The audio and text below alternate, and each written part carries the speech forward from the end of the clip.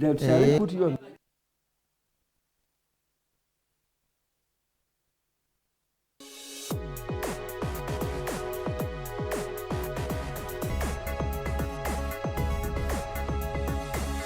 The Alternative Dig Talk. Real issues, real talk. Hey Teddy, have you noticed how little attention science and health issues get in the media? Totally, Edgar, yet science information is very important. Yeah, for sure.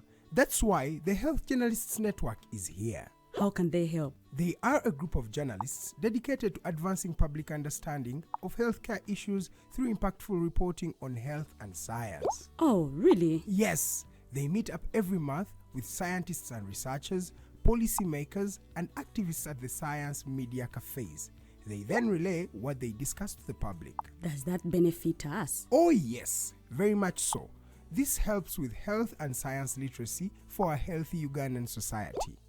Okay. I love getting informed about science and health issues. Health information makes all the difference between life and death. I'll look them up and engage them. That's great. They are based all over the country. Oh, okay. That's interesting, and they should be making real impact. They are empowering health communities through journalism. Journalists can save lives just like doctors.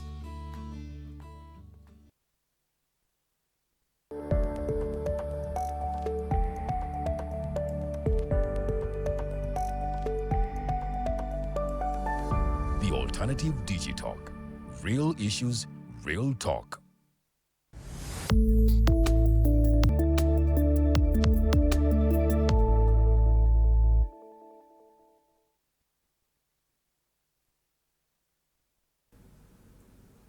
I believe it's a good evening, Monday, 13th October 2025. My name is Norman Tumhibise. I am very humbled to once again have our panel tonight on our show, Hotline, where we look for people to discuss at length our topical discussion. In particular, today, we are trying to dive deeper into the independence 63 years later on whether it is even worth celebrating or it's a mere ritual, for, if I may apply such a phrase. Gladly, we have with us Honorable Awich Pollar, and he is the Director of Foreign External Affairs in NRM. We shall also hear from Professor Rogers Barigayomwe. He's a renowned political commentator and a lawyer, an advocate to that regard.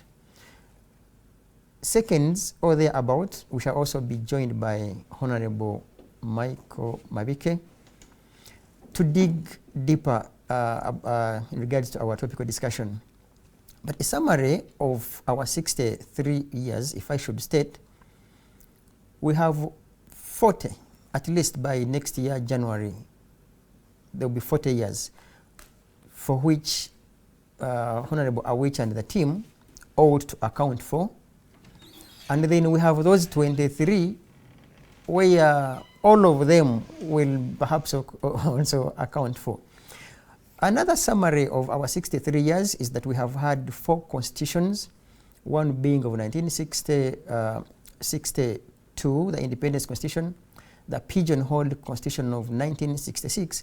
Of course, some people do not want to call it the 1967 as a constitution because some UPC diehards have talked to saying that the 1966 constitution was rather an approval of 1966.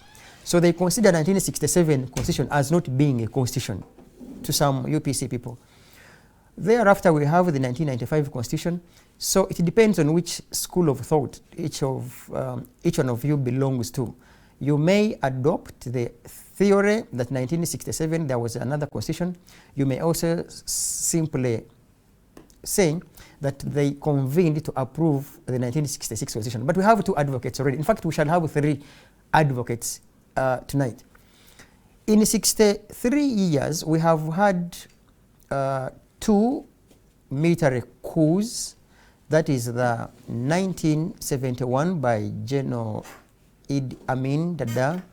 We have also had the 1985 coup by Basilio Orala and Tito Okello Lutwa. I mentioned Basilio Orala because some historians say that he's the one who captured power, but because he was less educated as compared to Tito Okello, he rather asked his cousin, I gather, Tito Okello, to come and take charge of the country in 1985. Additionally, we have had a constitutional coup, if I should say that. That is 1966, which led to the crisis, and the independence constitution was overthrown in 1966. Also, we have had a number of elections, beginning with the 1961 elections, where DP and UPC participated, but Kabaka Yeka boycotted, did not participate. We had the 1962 around April elections that now rather led to the independence constitution. We had the 1985 December 10th, rather 1980 elections under UPC, where they had issues and the entire elections were disputed by UPM. Also, in all this period, we have had two revolutionary, if I should apply, struggles. We have 1979 UNLFA / Front, also National Resistance Movement. So those are people-led struggles. So that's a summary of our 63 years. But to emphasize, out of the 63 years, Honorable Awich Pollar and the colleagues therein, government, ought to be held accountable for 40 years out of 63 years. Sorry for taking you all these minutes, but I consider it very important that I would give you highlights of what has transpired in all that period of 63 years. Of course, there are so many other things that have happened. I want now gladly to welcome Honorable Awich Pollar so that he would defend both 40 years and also the other 23. Say hello, sir, to our viewers. Yeah. Say hello. Say hello, and of course, you may proceed and also give us a summary of how your week has been, because as far as I know, you were in Greater Lango sub-region trying to look for votes here and there. So say hello, and of course, you give us a summary of your previous weeks that we haven't met you, sir. Yeah, thank you. And you know, with the discipline of NRA and NRM, where I grew up in, when you tell me something, I follow exactly what you have said. So if you have told me, if you told me to say hello, and that is all. So that's why I wanted you to qualify. But good evening, viewers. I think we have missed being here. Yeah, sure. And I hope we won't keep missing each other for like that, because it's a tricky moment for me. We're in the middle of the campaign, and this time round NRM has decided that the campaign will be party structure led, and unlike in the past where we would contract people, call a task force. So these days we are not doing that. We are using the structure because that is what the people were elected for. Meaning, therefore, the secretariat is at the center of it. As you rightly said, last week I was in Lango. Lango consists of 10 districts. And out of the 10 districts, 9 districts plus the city to make 10, it is where President Museveni started his campaign. The launch was in Luero. He didn't campaign in Luero. He's coming back to Luero. So he started off from Lango. And I was there. I'm the focal person. I'm the team leader for President Museveni's campaign in Lango. And I therefore had to be on the ground before he could come, mobilize using public address system, but also the radio stations, which thanks to NRM, every district has a radio station. So I did mobilize. As you saw on the TV, the crowd was big. And unfortunately, on the first day, I didn't have the bullets. My bullets was the T-shirts. The yellow T-shirts had not arrived. So I'm Molatara and Dokolo, I did without T-shirts. But the next day, Leptong, Otuke, and the rest, I was well covered. Doesn't that represent unpreparedness of you, the entire people in government? Well, we always have challenges. So we did well. The turn-up was good. Elders gave him a stool, a shield, a spear to continue fighting. The support is massive, and we expect people to turn up and vote. The last rally was in Uyam, where we did a massive one because we called it an exit rally because it was now exiting now going to West Nile. And I told my colleagues in West Nile that I'm not going to be selfish.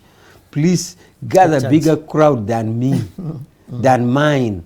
I don't want to say I'm the one who has gathered the biggest crowd. Please gather more than me. I granted them.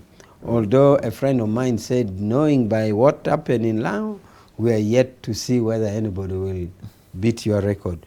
So that is what has been there. I don't know whether you want me to go to the topic now or I'll remain there. You could remain there a bit, maybe just to ask a leading question of a yes or no. Do you consider yourselves as a team, of course, that is going to be declared victors come next year? Yes. Okay.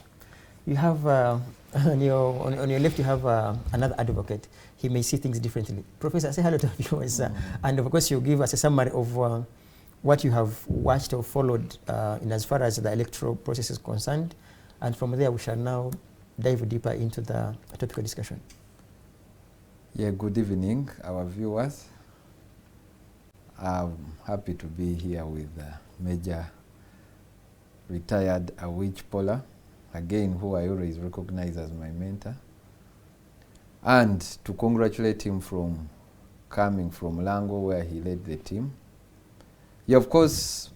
Rogers, you don't mention we are all boys of the great school, of the great entire school. Yeah, that's why he mentored me from. Maybe he shies away to mention that you're from where he's married in the country. Because, okay, I know Rogers loves this school. Kindly mention that he's your OB from the great Ntare. Yeah, the great school, Ntare, which had a good culture, but some of the people, sometimes in some circles, you even shy away because the culture of Ntare was to express ourselves, and this is a culture basically we're seeing in the national politics, but I don't know, is it some schools I think are trying to smuggle this thing of taking away people unknowingly was not a culture in Ntare school, because like he mentored me, and I would say specifically to debate. And you wouldn't, that's why in us there is no tension that someone, you would debate the issues up to the end. And walk home freely. Exactly, and walk home freely, and even greet each other, and we've remained. And even regardless of the academic classes, for example, Roger started debating from S1 with senior 6. You know, an S1 student debating with senior 6 comfortably without fear. Yeah. That's what it was. By the time he came to S2, they're already senior debaters. So, actually, to give credit to Ntare, I remember when I went to HS in St. Mary's, Chisubi, SMAC, which we thought was one of the best, there was a lot of segregation. An S2 or S3 could not see, a person would not see to be seen on compound with an HSC. And I think that Chisubi culture is being smuggled within the NRM, that they are making people disappear. Because the entire culture, I didn't know who is bringing that culture anyway. We'll debate that, but the entire culture was, everyone was free with each other. And I remember a person like, I remember Professor Kamuntu at one time when he was still a UPC, he came in freely. And he was an MC, I think, on one occasion when President Museveni as an OB had come, and I think that interested him, and he brought him back to government because of that freeness, I mean. And Professor Kamuntu never took it personal. He served and up to now he's a royal from UPC Stoch. Those were boys, Obote's boys. But he has served the NRM because we believe in a free.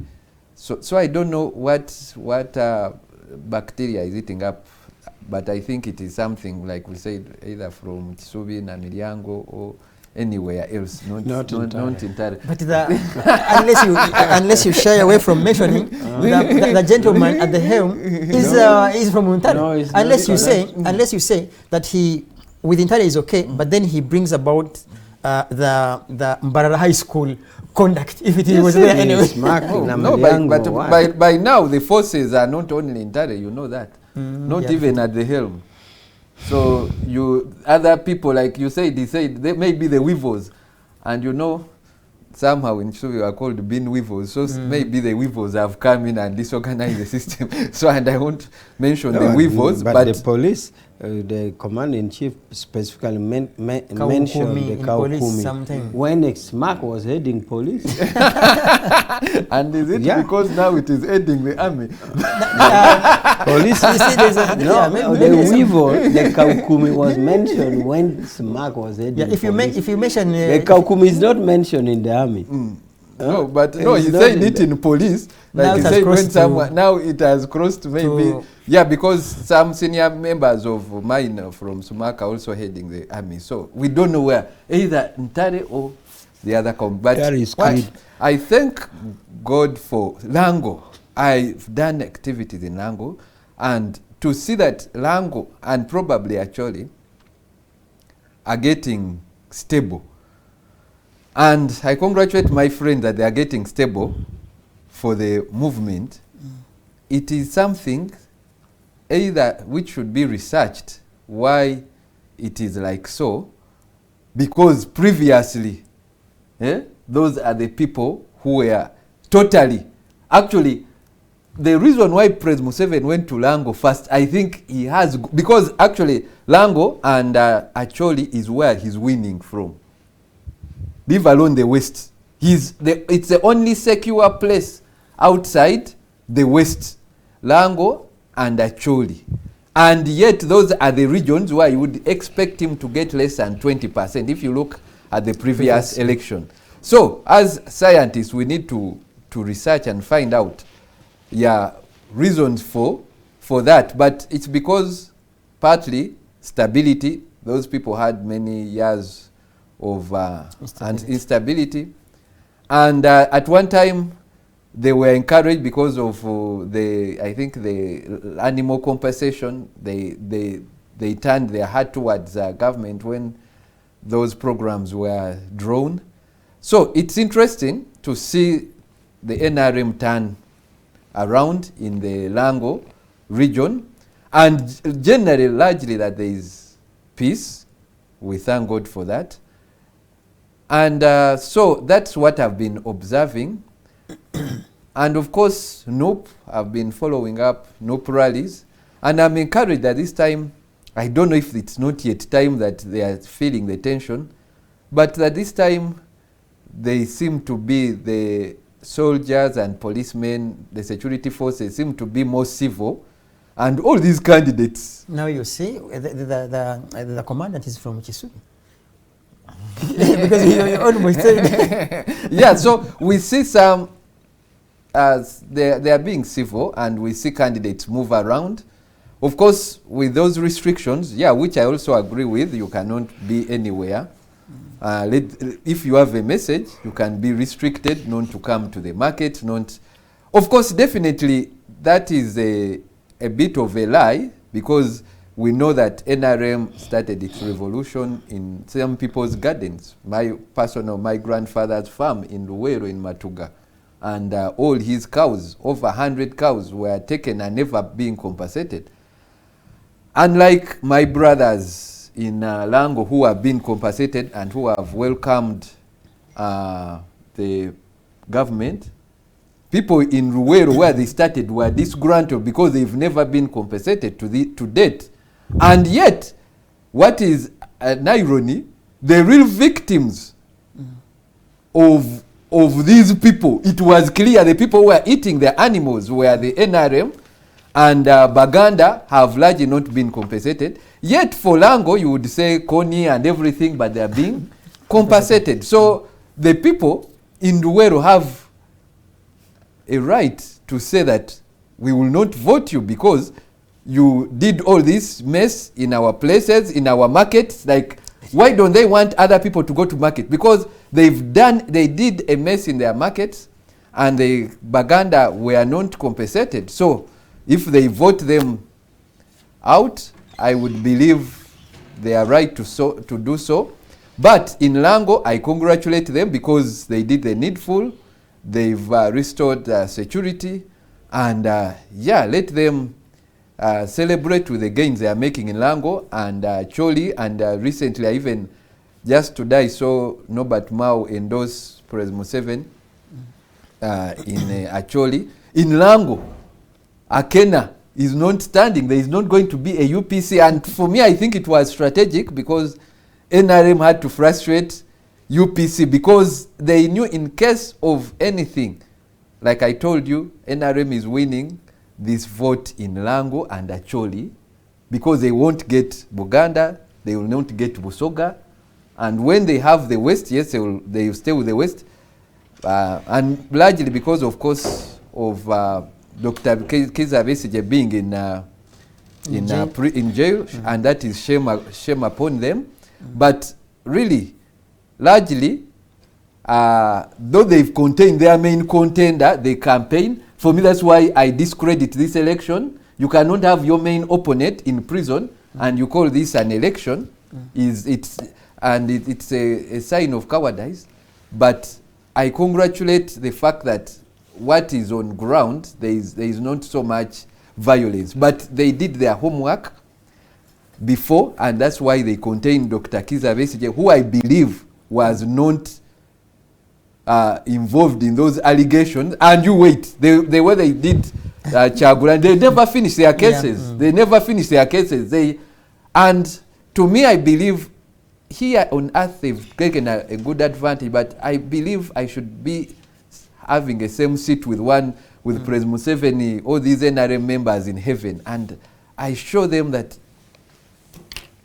what they've been doing is unjust, and they are also convinced that what they are playing is unjust politics to take advantage of their main opponents, which they were at one time victims, and they are repeating this. So this is a bit of the retrogression from independence, saying that we are no longer independent, that when you have your mind, you know, I called you sometime that I couldn't come on this show because I was being threatened just because of speaking my mind.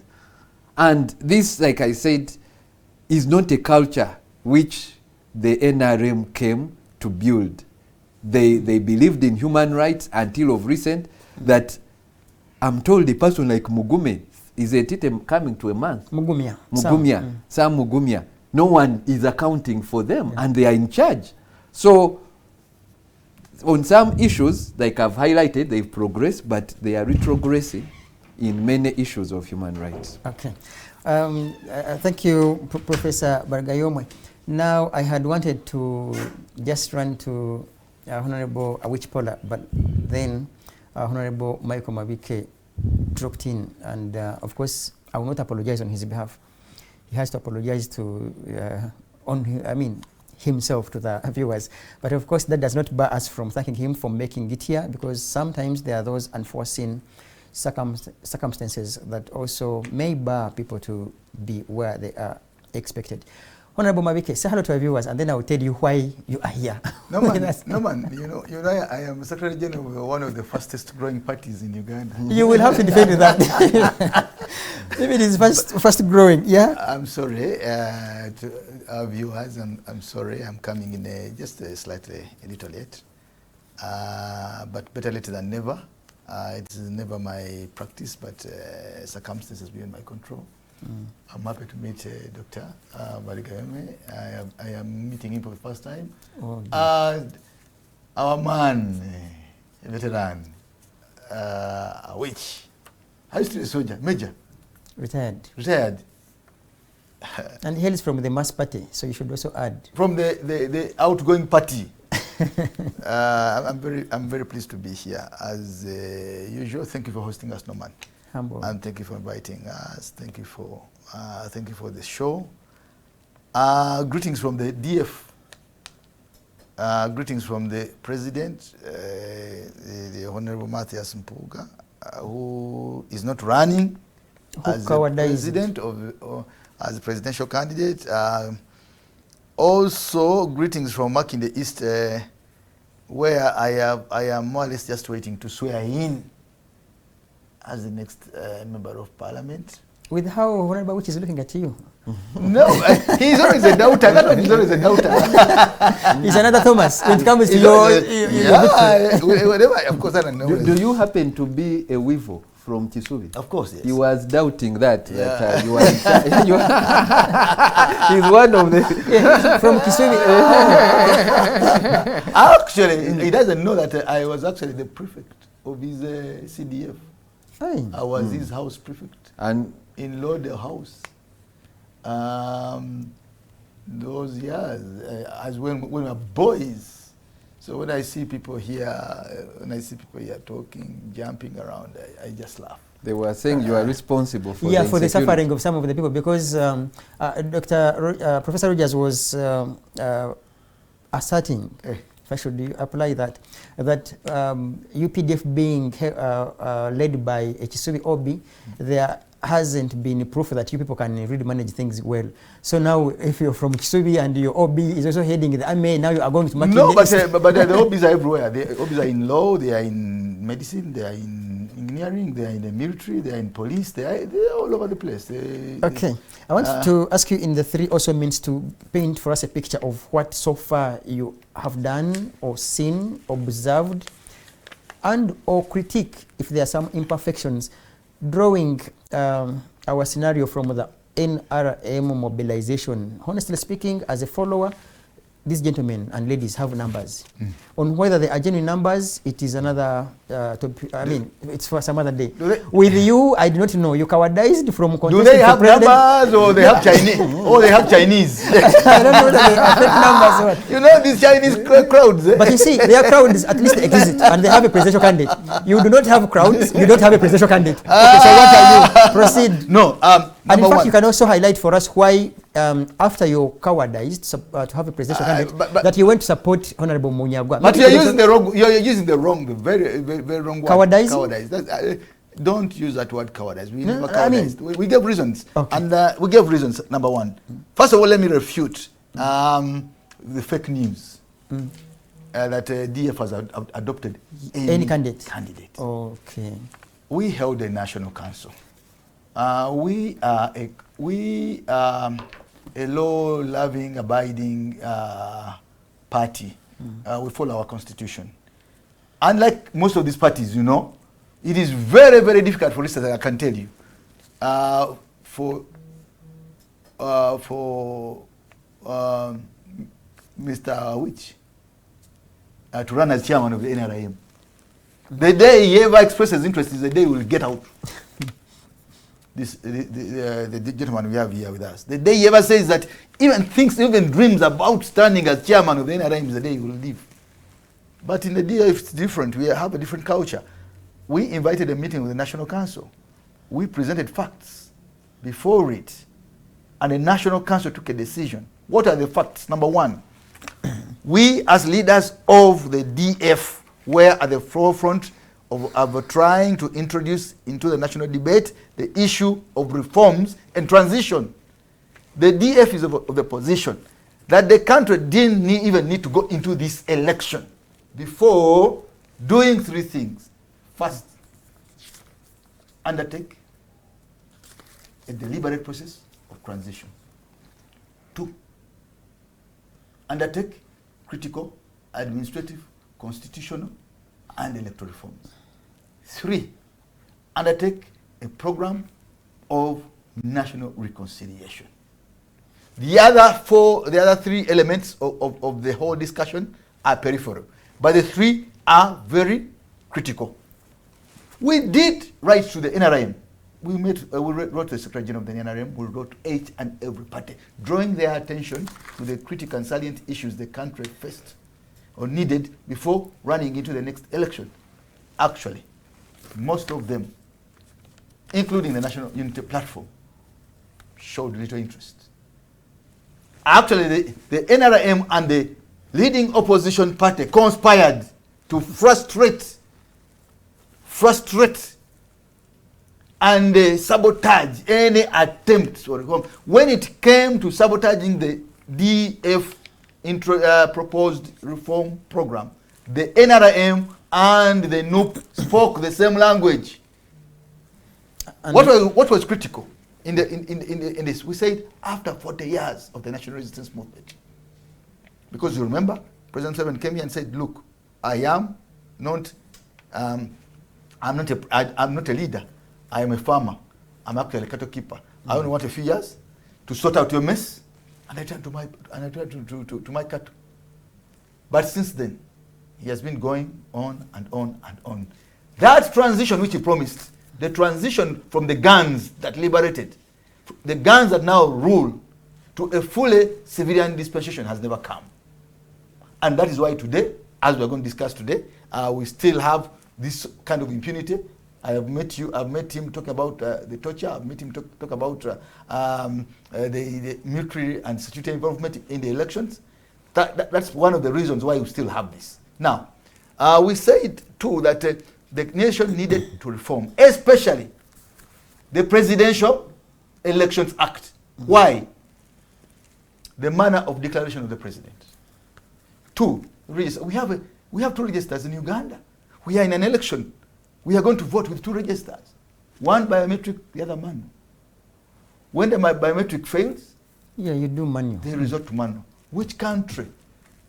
Why has the country failed to adopt appropriate technology? To have your fingers or eyes. But we have, now, Honorable, in a second, it's a common practice and basic logic that even in a building, you'll have an emergency exit in the event of fire. Yes, but in the event, if they had one, you would still say, what if it doesn't work? Why wouldn't we also have? Emergencies are not used during normal times. You cannot have emergency all the time. Because you have the lift and the yes, you can never work on an emergency all the time. Then you have the steps. Nations that are governed better have got appropriate technology that provides for one register.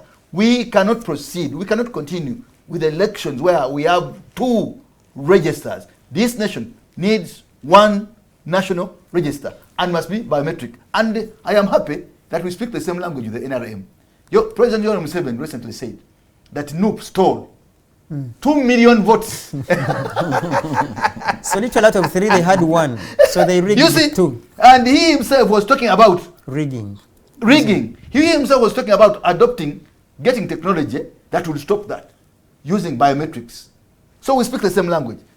How comes we have not been able to implement that? So we said, under the prevailing conditions, without those reforms, without transition, without national reconciliation, actually,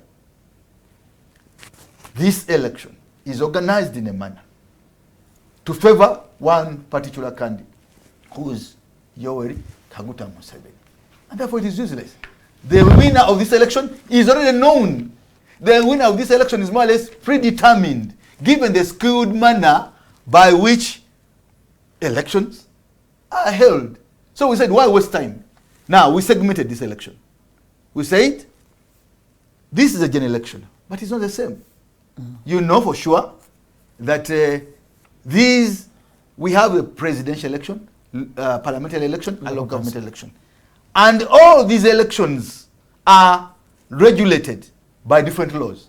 We've got the Presidential Elections Act, we've got the Parliamentary Elections Act, and we've got the Local Government Act. So in essence, technically, these elections are different. Somebody was asking us, why do you run away from the presidential election but say you will contest? No, these elections are technically different. Only that our friends, tactically, have tried to organize them on the same day to take advantage. Now, we said, given the circumstances, given the fact that everybody has been resisting electoral reforms, which are very critical, we are not running because the result, even to a child, is on the blackboard. We know the winner. Why waste time? Why waste money? So let's focus. Why are we focusing on the parliamentary election and local government election? Later on I'll tell you. We are focusing on the parliamentary election because we think that parliament must be used to organize the legal reforms that we need to undertake. So we need to have influence in that house so that our members of parliament introduce and table the bills which the National Resistance Movement, which Mao and the Chidiowa and the rest of the team have failed to bring in the last 4 years. So our members, if really God allows, should be able to enter parliament and introduce the bills that we need. We should be able to actually work within our reform and transition But you see, agenda. Honorable, I do not want to say that you are not honest with some of your scientific research, if I should apply the word. You know that in parliament, numbers matter.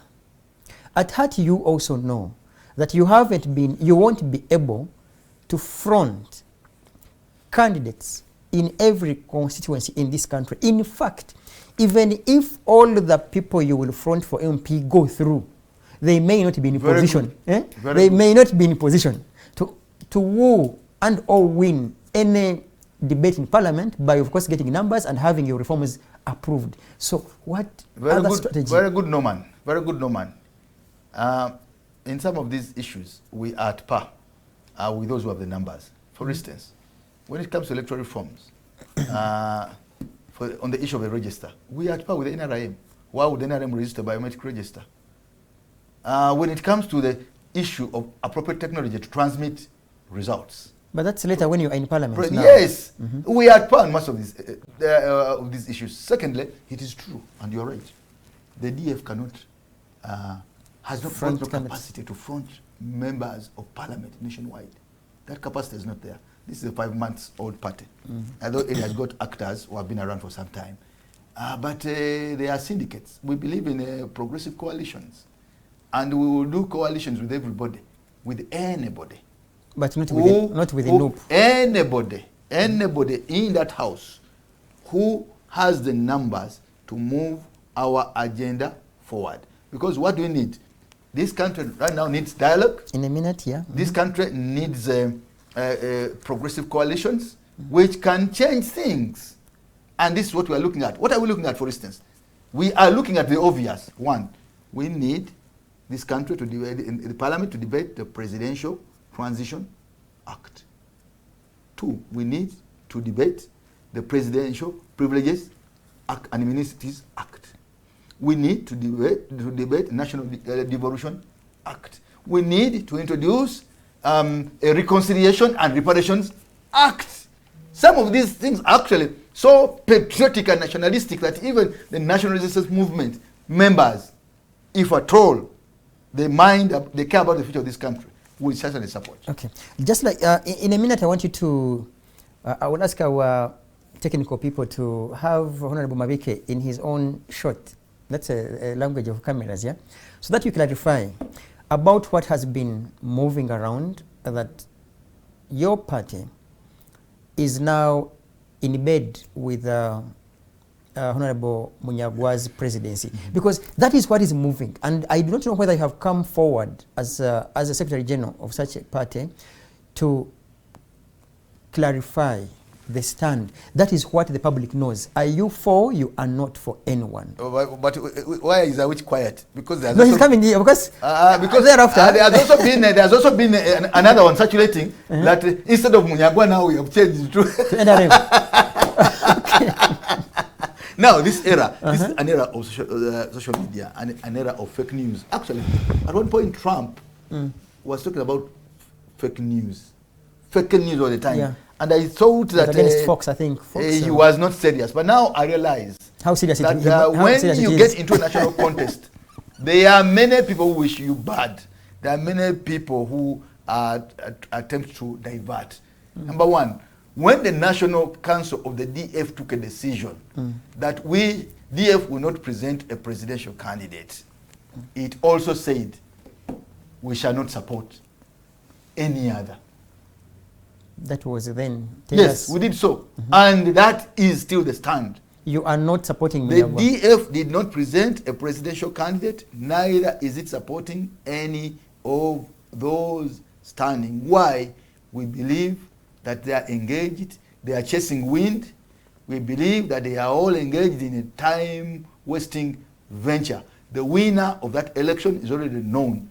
If you decided to nominate in that election without the reforms, without the transition, without taking appropriate steps really to make sure that that process is free, fair, verifiable, and credible. In the words of the honorable member from Nakaseke, Honorable Tamaguzi, you are a celebrated fool of the 21st century. What about he who participates in the other two levels? Is he closer to that fool as well? No, I hope that one is clarified. Okay. The DF is not so let's come to with the Common Man's Party. Okay. The DF is not in bed with that party. The DF is not in bed with the Honorable Sedeko. I also had him throwing tantrums. The DF is not in bed with the Mr. Awich's party. The DF has taken a firm stand not to participate until those matters are resolved, and we are doing everything possible to make sure that we get members of parliament who can be able to drive the agenda for reform and transition. Okay. As for the participation of the other levels, I have told you, sure. These are technically different elections. Thank you, Honorable Mabike. Now I want to cross to Honorable Awich Pollar. The challenge here, but of course he may not be challenged, you have to answer to both gentlemen. One being your OB, and of course the other one being your opponent here in this debate, but also politically. Additionally, the three of you are lawyers. Now, I do not know how best you will guide this nation, avoiding the too complicated legal terminologies and idioms that may confuse our viewers. He mentioned, by way of thanking you for having mobilized in Langwa sub-region, that's your OB, Professor Rogers, rather. But also, what I picked interest in was that it is this time when Honorable Akena is literally toothless. Is it a move, a predetermined move by NRM, first of all to detooth Honorable Akena, then go to his area? Because in fact, a few days ago I saw Mama Miria Karuleo Bote visit the graves of the late husband. What is it that you people have been cooking? First of all, have you destroyed UPC purely? What is it that you people considered to begin, first of all, to begin with the Langwa sub-region in your campaigns? No, thank you so much. But Oroma Bike asked why I'm quiet. Okay, I knew that. I saw that coming. First tell him why you are quiet. It's when. Why I'm quiet is basically my growing up in NRM, the kind of discipline I have, and again the cadreship we have in NRM. I'm not the type who would see Honorable Mabike talking and I also try to jump. I have my notebook, I will always speak and write what I feel I should talk. So Mabike, I'm quiet because of my discipline. Of NRM. The discipline of NRM and the discipline of NRM particularly. When are you standing as chairman? So don't be surprised. That's the same discipline that makes them keep quiet. So don't be surprised again when you're talking. I listen, I have my notebook, I'll take note. I'm not the type who jump in and antagonize you and make really schoolboy kind of debate. That's why I'm quiet. So I believe I've answered. Now, secondly, I had come with the hope that we are going to discuss the independence. Yeah, sure. 63 years. And I don't know yet how much time we have. That we shall go for that topic. Otherwise, we may end up in the periphery. Having said that, I know your question about UPC, but I also have things to comment about what my other colleagues have said. My OB of Ntare School, Rogers, talks about well compensation. Incidentally, I've been here since we captured power. Rogers, at the beginning, In Bulange now, Republic House, that is where we used to be as army headquarters. I saw people carrying sacks of money as compensation since 86. In fact, could have been a few months after the capture of power. So if you calculate the amount of money sunk in Luero in terms of compensation and development initiatives, it's so much. Maybe I would kind of wait for an indictment on NRM on the inability to follow up money sunk in such ventures, including northern Uganda. The amount of money used in SNOSAF, in what is so much. So the same thing in Luero. So much money is put in Luero for rehabilitation and compensation. I was there in NRA, in Republic House. We used to call it Republic House Bulange. Okay? Money compensation, Rogers, it has gone on and on. Only that you have people who are compensated, others come up and then they claim, and then they claim. I don't know where it went. But I know the first compensation in 86 took place for Luero. Now, on the other thing, you also mentioned that NRM will not get Busoga and Buganda. I think that is your wishful thinking. We believe that we have had in the 5 years lots of interventions all over Uganda, including Busoga and Buganda and Busoga. In fact, President Museveni had behaved like the probable story in the Bible where a gentleman left his 99 sheep and went for the one which was missing. So Buganda was one of the, compared the previous voting, was one of the lost sheep. So Museveni went for it, and all of us NRM went for it. So we are going to win. You also commented about how Besje is in jail, and therefore it was a fear. You can't have an election when your friend is there. I don't think this is really applicable now, because Dr. Kizza Besje for a long time had denounced that he was not going for any election politics. He had said he's not going to contest anymore because in his opinion, you can't win Museveni through the ballot. So the fear that he's in jail because of election doesn't stand, because we all knew, all our intelligence was saying that he's not going to stand after all. There's also Honorable Bika is saying the crowds are Chinese crowds. No, Honorable, I am organic. I am a member of the top management of NRM party because I'm a director. So this campaign all around, we have decided that it will be party structure led, and therefore we are not sub-renting or a task force, and therefore it is the structure and the secretariat. Therefore, we have divided ourselves among us as top management, the directors. I'm in charge Lango.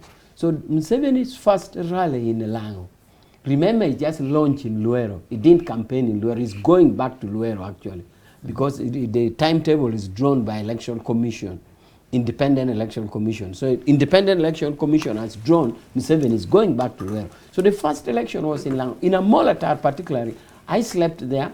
I went, I made sure a public address system goes informing people about our candidates coming. I was in a radio station up to past midnight. The following day Museveni came, the crowd is real. I already told my friends that only that day I did not get the bullets. In this case, the T-shirts, our branding, it had not come the first day. Both Molatar and Dogolo, we didn't have, but you could see the crowd. So the crowd is real. But if our friends keep to hide their head in the sand and tell them some of the lies that it is not a crowd, it's good. It is even good to be underestimated by your opponent because they planned less than you. But I'm telling you that is the crowd. But we are happy that you could keep saying it is not true, so that we keep mobilizing and we move on. But I was there, I slept there. I am the focal person for Lango, and I am in charge of all the 10 districts. Now, I have always been puzzled about the transition act or the transition thing. I don't know, you said my colleagues are all lawyers, but the drafters of the Constitution of 1995 gave a very elaborate provision to move from one leader to another. I wonder why my friends keep saying there should be a transition. What kind of transition that we should debate about? Simply front candidates. If you defeat Museveni, that is a transition. It will move from, I don't know whatever dictionary definition of what transition means. If it is one power to the next, it is provided for in the Constitution. So I do not see any need for that. Between who? Honorable Mabike, you should tell our viewers and Honorable Awich Pollar. Can you note that, then he will say... No, because he mentioned it, yes. You can still address it, because to him, and so many people out there, think that there is need to have reconciliation. But also in a second, Honorable Awich, I wanted also to refer you to the national prayer breakfast, I think, that took place in the State House, and they were trying to highlight the importance, the power of forgiveness and reconciliation, if I may be guided about that. So the power of forgiveness and reconciliation.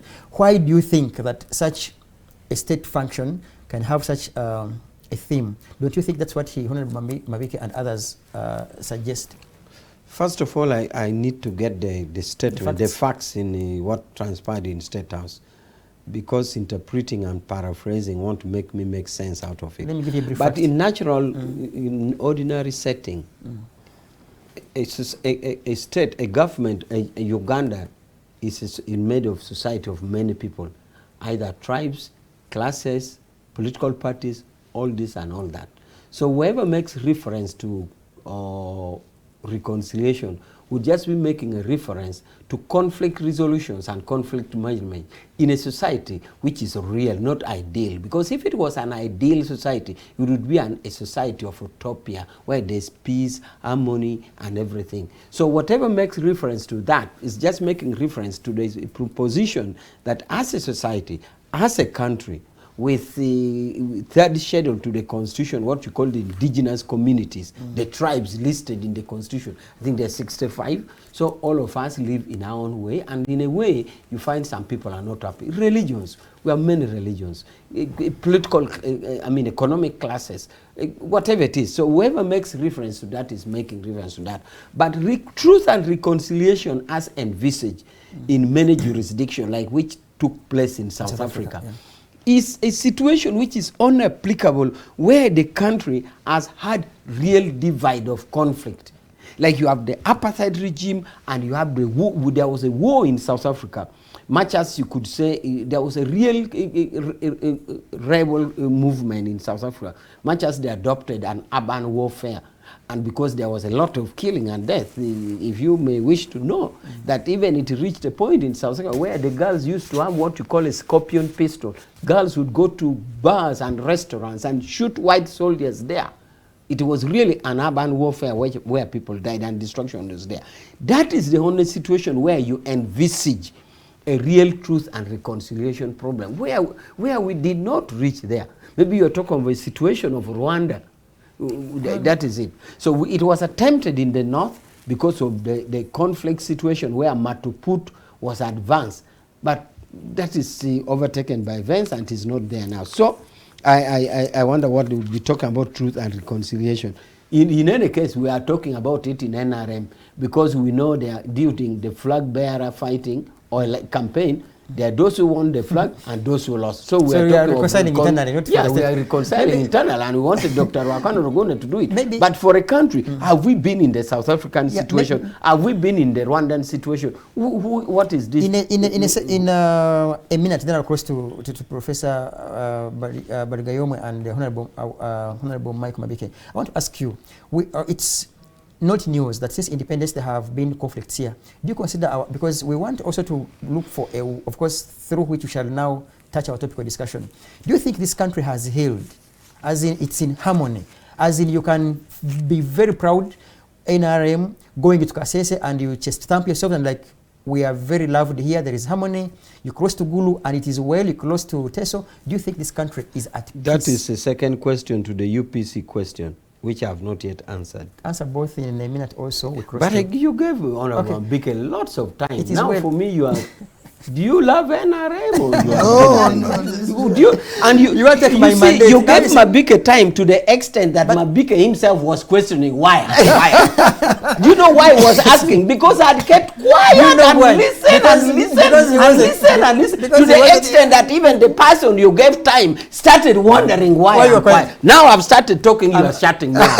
Proceed. How? Proceed, Awich. Now, what? So, I also wanted to know, I have your two pending questions. But also I wanted to comment that it's good to know from Honorable Mabike that we are winning, that NRM is winning. Thank you so much. I thank you for your well-researched position, and it is the truth that all opinion polls taken, all research done is that we have the support from the people and we are winning. No, he mentioned predetermined. He just didn't say we are winning. He said predetermined. We are winning. Now, again on this party making motions in parliament for whichever position that they wish.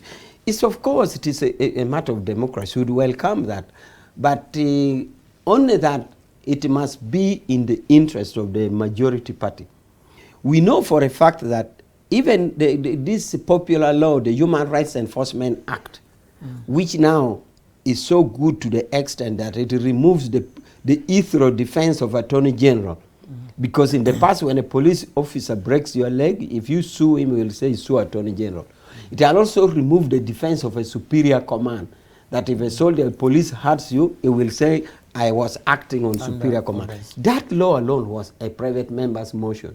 But we let pass using our majority because we knew it was genuine. So if he comes in with his minority, members which you consider national and patriotic? Yeah, if any motion moved by them was good for us, we shall support. But I just want to emphasize that it must be in consonance with what we agree, that what we think. Like in the case of Human Rights Enforcement Act, we all knew human rights enforcement is good for us. So good luck for him. But unfortunately, I don't know how many constituencies they have fielded candidates. They must have fielded very few. So if those few go, we shall see what to do. Now, this brings me to your question of UPC. Yeah. UPC, as NRM, we have nothing to do with their issues. We are a revolutionary party who does not believe in underhand method. We approach concrete conditions concretely and look for solutions there and then. So UPC had its own internal problems, which has been running for so long. If it was a new thing, you'd think we had mechanically put it there. It has been a long thing in UPC, and that is their business. So we have nothing to do with UPC. Their quarrels, their fighting in courts is their business, which in any case, as I said, is not something planted during this election so that you said we have mechanically put it. It has been a long thing of five or so years. That is their business. So we wish them good luck, but we still shall persuade them, since they don't have a candidate like them, all those parties that don't have a presidential candidates, we will really invite them to come and support our candidate so that we move forward. Then your other question was? Of whether you consider Uganda a very peaceful country, harmony amongst different tribes and regions, different sectors in government, different individuals. And I was wondering whether you have a yes or a no about. I wouldn't like a yes or a no. It's well, in this situation. You can. You see, you can understand that in two perspectives. If you're understanding the independence of Uganda and harmony over a period of time, or you want me to catch it now, I can answer both. Our 63 years now, whereby you have 40 years in government. 63 years has been up and down, just possible as any living society. Society is a living organ. It keeps living, developing, and having ups and downs. So we have had a fair share of our own challenges, just like any other country. Which country has not had challenges? Is it France? Is it Germany? All of them have had their fair chances. Only that some have had it long time ago, including America, with their civil war, their serious civil war, the civil war in America. But the independence that we have had challenges. Maybe it is the beauty of the challenge that is making us what we are today. But at least now, I can say we are a happy country. We are happy, and I'm happy about it. Because remember, Norman, all these countries in Europe who talk of, they seemingly seem to have peace and harmony as a unit. They are nation state. German for the Germans. France is for the French. Italy is for the Italians. The countries in Europe which has mixture, which has presumably peace, is Switzerland. I lived in it for 8 years. I was the world judge of human rights in UN for 8 years. Because Switzerland has the Swiss German, the Swiss Italian, the Swiss French, and there's another small community. But they have tried to live. And they are the oldest civilization, the oldest state in Europe compared to German. But you have a country like Belgium. I was in a body where I would oversee states. States would appear before me. I can assure you, Belgium would come before UN body, and nearly they are fighting among themselves. You have had countries in Europe where Andorra of 5,000, the Republic, Liechtenstein of 37,000, the Republic, whatever, Macedonia, Yugoslav broke. And when Tito died, they broke to the extent that Serbia and Montenegro played World Cup, they went to quarterfinal. As they are progressing in World Cup, they broke back home. And there were two countries. Now, what is it in this Uganda that under the 40 years of NRM, we have remained a country with our beauty in diversity, or by diversity with beauty? To the extent that if a Karamojong is in Kabale today and is talking on his phone back home in Kabale, who cares that a Karamojong is talking? Or a Munyankole is in Kitgum and is on phone ringing back to Mbara, who cares that is a Munyankole? We are really living a beautiful country. I want to give you this, and we have done our independence. I'm giving you this as a last question, and then we shall cross to the break. I don't want to use the few seconds to the gentlemen, because they will not be they will not give us what we need from this debate. So you will close for now up to the break and come back. Would you rather consider that Uganda doesn't need a truth and a reconciliation process in your view? There's no need. There's no what need. causes truth and reconciliation is conflicts of the magnitude that you see in South Africa, that you see in Rwanda. Where have we had such? Okay. Where have we had such? Colleagues and viewers, that is from Honorable Awich Pollar. I wish to call for a break, and we shall of course come back, and that is going to work for us as a springboard towards asking the three of them, 63 years down the road. Honorable Awich Pollar maintains a school of thought that there is no need for truth and reconciliation. He doesn't see any need for it. The other two, however, seem to have a different angle of their submissions. Don't go away. We're coming back in a few seconds, and then we shall interrogate deeper.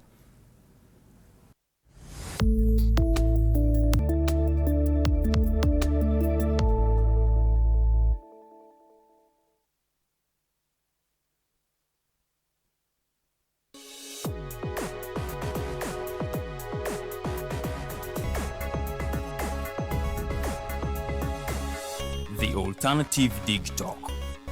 Real issues, real talk. Hey Teddy, have you noticed how little attention science and health issues get in the media? Totally, Edgar, yet science information is very important. Yeah, for sure. That's why the Health Journalists Network is here. How can they help? They are a group of journalists dedicated to advancing public understanding of healthcare issues through impactful reporting on health and science. Oh, really? Yes, they meet up every month with scientists and researchers, policymakers, and activists at the science media cafes. They then relay what they discuss to the public. Does that benefit us? Oh yes, very much so. This helps with health and science literacy for a healthy Ugandan society. Okay. I love getting informed about science and health issues. Health information makes all the difference between life and death. I'll look them up and engage them. That's great. They are based all over the country. Oh, okay. That's interesting, and they should be making real impact. They are empowering health communities through journalism. Journalists can save lives just like doctors.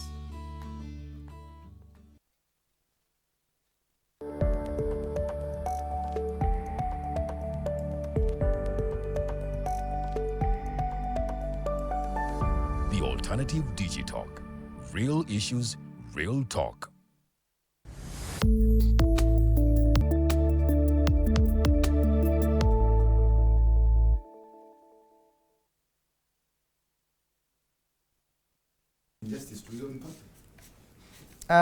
Viewers, we thank you for keeping it digital. We are trying to continue dissecting our 63 years down the road. My emphasis, though, goes on to Honorable Awich Pollar, who, in this particular debate, is one of the seniors in the leading government, which, with no doubt, has been in power for the past close. By next year, January, there will be 40 years in power. So, where we interrogate the 63 years, he carries the responsibility and the liability of 40 full years. Before we headed into a break, it was a question to Honorable Awich Pollar on whether or not Uganda deserves a reconciliation, and he gladly said he doesn't see any reason for which we need one, because Uganda is at peace. Crossing to Professor Rogers Bargayomwe, with him and of course the other colleague, Honorable Mabike, there was a specific question: what do these gentlemen mean when they even talk about a transition? Remember, I gave a summary of our 63 years, if there were any transitions, coups, elections, to mention but a few. Maybe we begin with that, Professor Bargayomwe. What do you even mean? Because both of you are lawyers, and I mean, somewhere we read in our constitution, there is a stipulated process through which a country's transition would be, gained. What do you mean when you say there should be some bit of a discussion about a transition?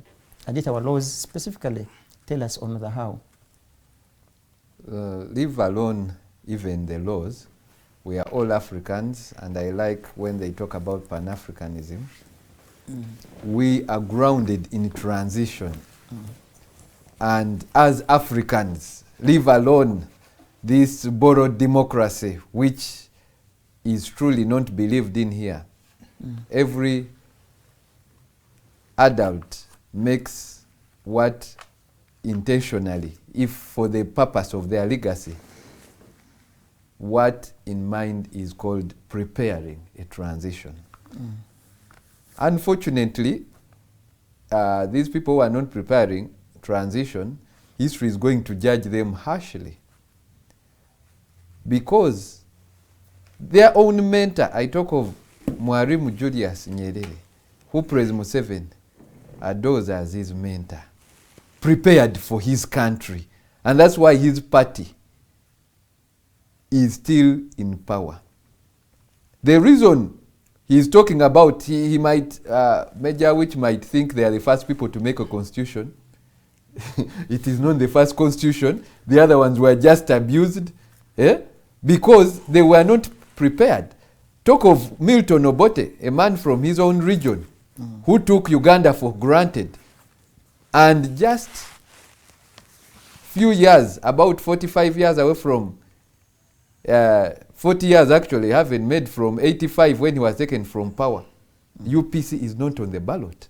His son was denied being a presidential candidate. So the arrogance of the NRM, that they will think this paper they wrote and move out of the traditions of preparing for their own legacy, will judge them harshly. We, as historians, as researchers, are going to begin. They cannot manipulate history. We are starting to see the arrogance of NRM. It will be like UPC. In 10 years' time, they will not be anywhere on a Ugandan ballot. The people, imagine the pretense that we don't think of transition, yet they themselves are preparing their own transition in the back doors. Is unfortunate. It is taking Ugandans for fools, and I don't know, they think every Ugandan is a fool. But the transition, one, is needed, as even any adult. I know I amend my will Honorable Awich here amends any adult, but I'm not saying that President Museveni makes a, but as a party, if you, like I'm giving them, he well told us here, they visited Chama cha Mapinduzi, they visited ANC, they have these discussions, a back door about how the party will outlive its leader. And especially if the leader is above 80 years. I've told you very well, the leader was my own father's classmate, their own party leader, and I know the same conditions, so I don't think one is supernatural. I know what my father goes through. So if you are 80, definitely you are going. Now, they said ideology does not, that it's not about biology, it is about ideology. But right now, biology in their party is a key element. The gentleman you're talking about runs in some of his rallies. He's still strong. That is, so whichever, even if is to run for 20 years, biology will catch up with them. So the transition we are talking about is to prepare not only the country, but their own party.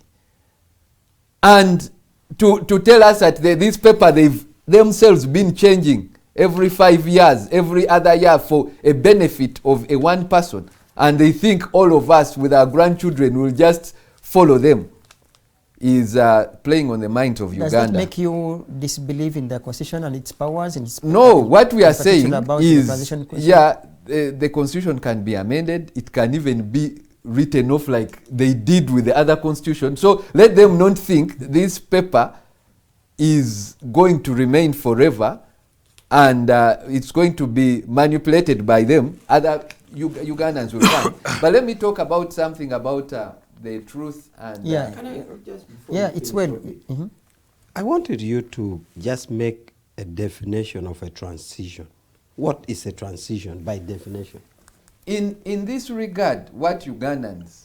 What is a definition of transition? What is transition? But he's answering. Let him give I'm his speaking in the spirit of Ugandans and the spirit of President Museveni giving his speech in 1986.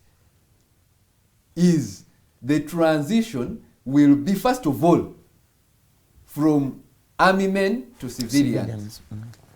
Secondly, leaders will leave power, one leader to another. And that is a promise the NRM has made to us. And in several times in their manifesto, if he doesn't know, in their own manifesto, it has come up that at one time we will see a transition. It has been a promise to Ugandan.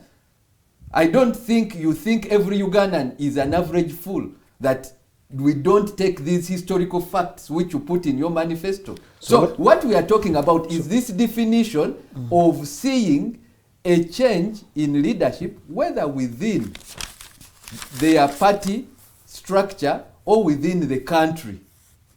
Inter-party, out of the party. So this kind is a spirit where we don't need to, you say that we simplify it for our audience. This is a kind of transition, the whole Uganda. So it is a change of leadership.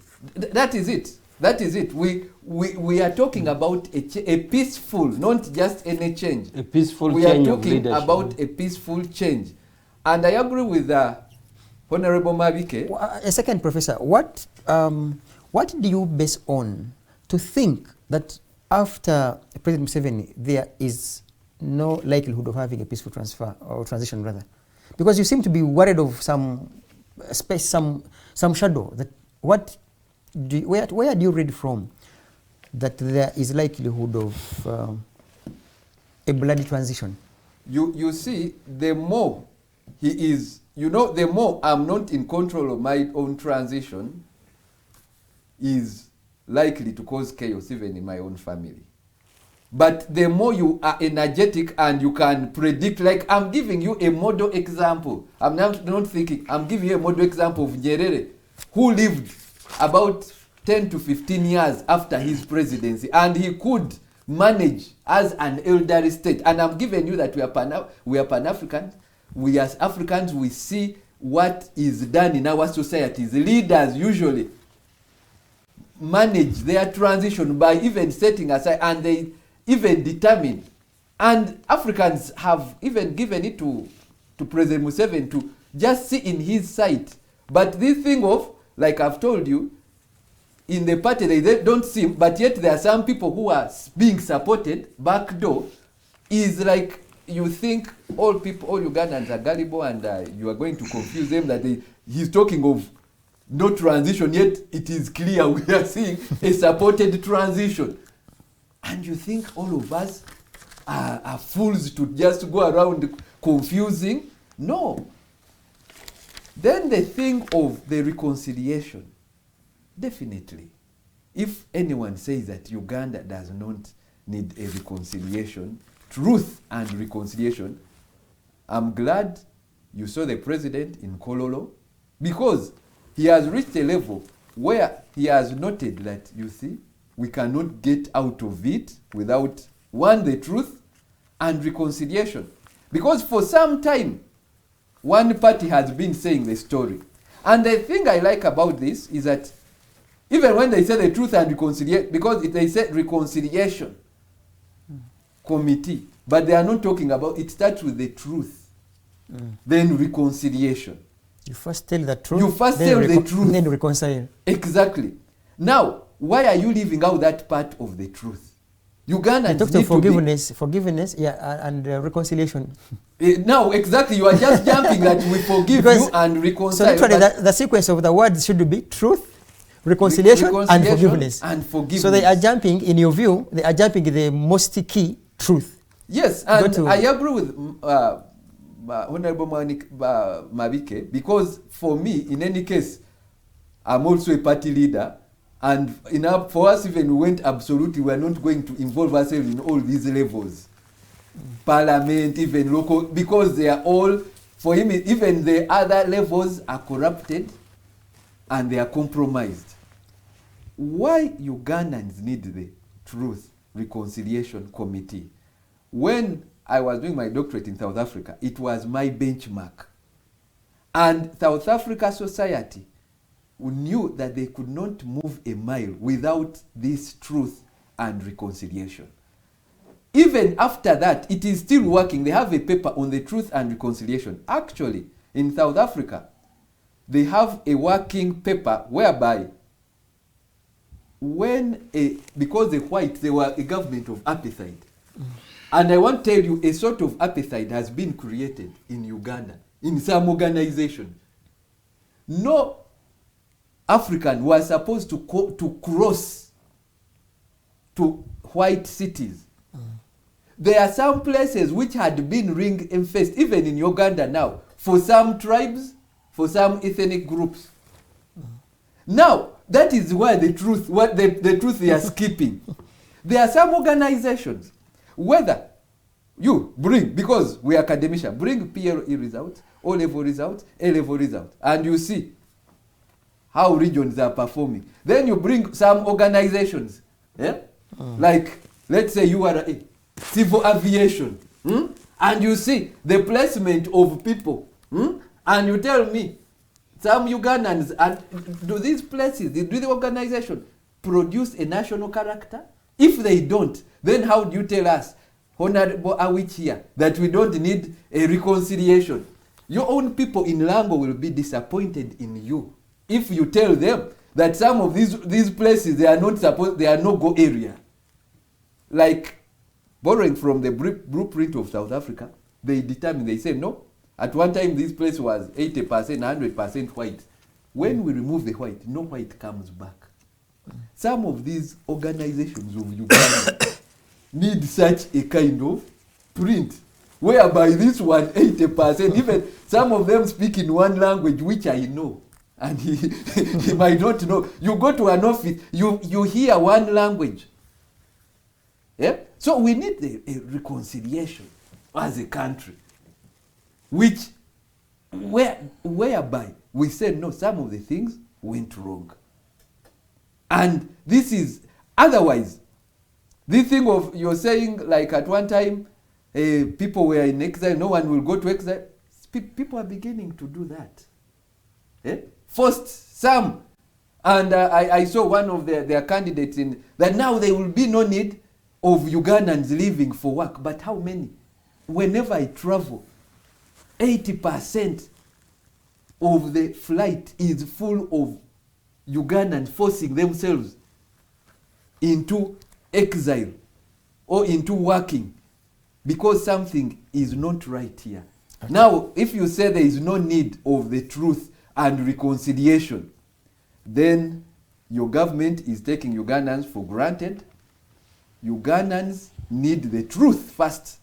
The truth in every area of their society. The truth in the army, in the public service. Let me lastly, as a leader of Labour Party, talk about the teachers. How he's good enough. A corporal, a sergeant in the army gets 1 million. Or around that. They've been... They've been... Yet we know that traditionally, in a home, all of us, you have to pay, we pay fees, all of us, including him. But now teachers, they've reached a level of teachers being ignored, not even being promised, not being given a promissory note. And they are arrogant, and that's why this is a military government. They are arrogant on teachers, not even forcing them to work by force because they don't seem to understand anything about teaching. And they're like, you have to force to work by force. How do you compare? Their understanding is medistallistic. They understand what a corporal should not get less than 1 million, but a primary teacher can get less than $100 in their understanding, and you have to work by force. Okay. Because this is not, they are not saying the truth, and the teachers are disappointed. They've been forced to go to work. They are going to supervise exams.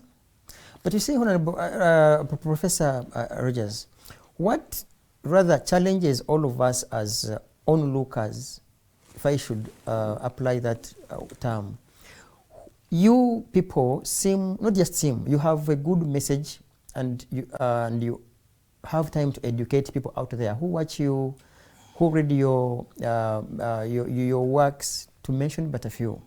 Why do the same people you choose, okay, you front as suffering, in the end come and vote the very government? That is a level of desperation, and they've created that, and it has been purposeful. And you remember what he said, that the only thing which was missing is a T-shirt. They've known Ugandans at a level whereby someone will take a T-shirt with a picture of Museveni and NRM as a souvenir.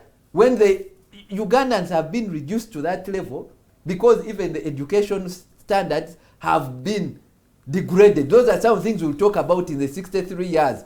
Like, they are confident.